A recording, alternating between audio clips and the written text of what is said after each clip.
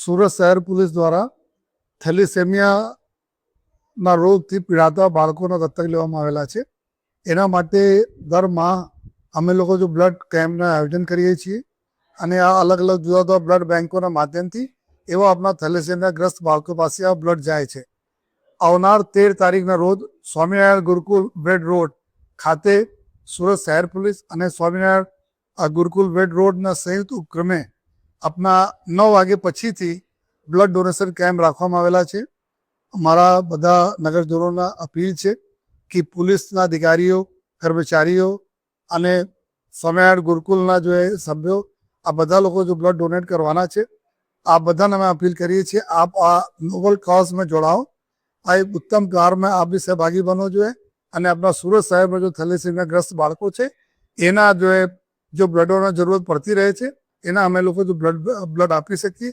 એના માટે મારે બધાને રિક્વેસ્ટ છે કે આપ 13 તારીખના રોજ 13 જુલાઈના રોજ 9 વાગે પછી સાંજ 5 વાગે તક ચાલવાના છે.